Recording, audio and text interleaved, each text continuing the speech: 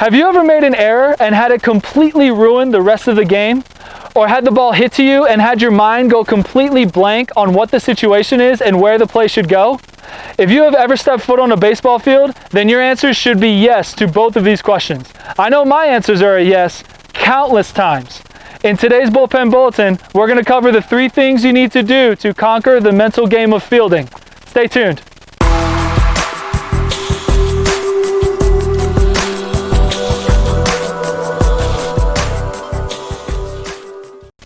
Hey team, Coach Hart here with Building Better Baseball, the best place for baseball education. If you're new here, be sure to subscribe so you can catch every weekly Bullpen Bulletin. Now, let's take on the mental game of fielding. Number 1, you have to make the most of pregame warm-ups. One of the things that makes baseball so great and different from other sports is that the field of play is never the same. Yes, the bases and the pitching mound are always the same distance, but everything else is always different. The outfield fence is always different shapes and distances. The infield can be dirt, grass, or turf, and no one can control all of the bumps, rocks, and divots that are found on a field. What is the cause of most mental agony when it comes to fielding? Errors. And what usually plays a big part in those fielding errors? The bumps, rocks, and divots that are found in the field. This is where number 1 comes in. The pregame warm-up is much more than just getting loose.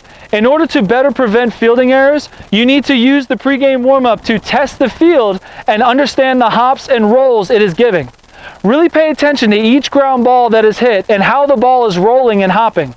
Is it rolling fast or slow? Are there really big hops or is it staying low? Is it dying in the grass or really getting through the field quickly? These are all questions you need to take note of that will really help you when game time comes. If you see the ball is rolling slow, then you know in the game you can move closer to the batter. If the ball is really moving quickly, then you know to set up a bit further away than usual from the batter. You and your teammates should talk to each other about what you see so you all are on the same page and fully prepared when the game time comes. This is making the most of the pregame warm-ups, and doing this will better prepare you for the game and you will commit less errors. Now that we know to make the most of the pregame warm-ups, let's move on to number 2. Number 2, you have to know the situation. In number 1, we discuss physical fielding errors and how to better prevent them. In number 2, we will discuss mental fielding errors. Knowing the situation is one of the most important and most simple things that you can do as a baseball player. The difficult part is repeating it every single pitch. Most players can repeat the situation to themselves for about 80 to 90% of the game, which is great. But that 10% that you forget to remind yourself of the situation, that's when mental errors happen. Knowing the situation answers the question, what do I do if the ball is hit to me? It is vital that you ask yourself this question before every single batter and you repeat it to yourself every single pitch. You need to have 2 situations in your mind at all times. You need to have one situation where you get a ground ball, where does the play go? And the other situation is if a fly ball happens or a line drive happens that you catch, where does that play go? For example, if I'm at third base and there's 1 out and the batter just got a single, I am immediately asking myself what the situation is. The situation is there's 1 out and there's a guy on first, man on first. The next question I'm asking myself is where am I going with the ball if the ball is hit to me? The 2 situations I need to think of is a ground ball and a fly ball or line drive that I catch. For a ground ball in that situation, I'm going immediately to second base for a potential double play. For a fly ball or line drive that I catch, I'm immediately looking towards first for a potential double play. If you do this and repeat the situation before every pitch and know where you're going with the ball, then you will never have to worry about mental fielding errors. Now that we know the situation, we can move on to number 3. Number 3, you have to let it go and get ready for the next play. Even though making an error feels like the worst thing that could ever happen, there is something that's worse. What's worse? Making 2 errors back to back, or 3 in a game, or more. Baseball is a unique sport in the fact that there is significantly more time in between each play compared to other sports. Other sports, like basketball or soccer, for example, they are always in constant motion, so there's no time between live plays. That means that there is no time to think about a bad play because the next play is already happening. Baseball is different.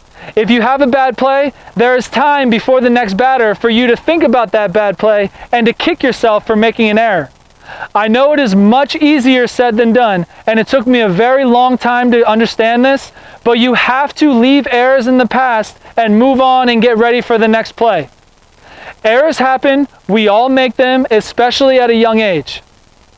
You need to think briefly about why that error happened, learn from it, and carry that knowledge into the next play. You cannot let that error stick in your mind and affect future plays. The reality is that you could get the ball hit to you on the very next pitch, and you want to make sure that you're clear-headed, you know the situation, and you're ready to make the play.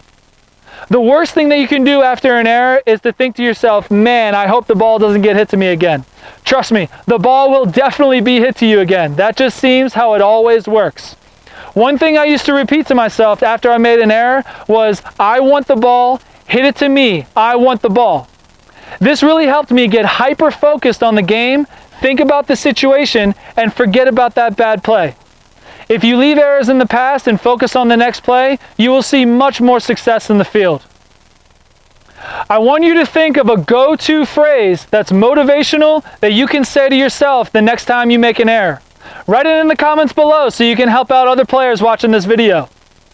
Parents, don't forget to grab your free guide for choosing new equipment linked below.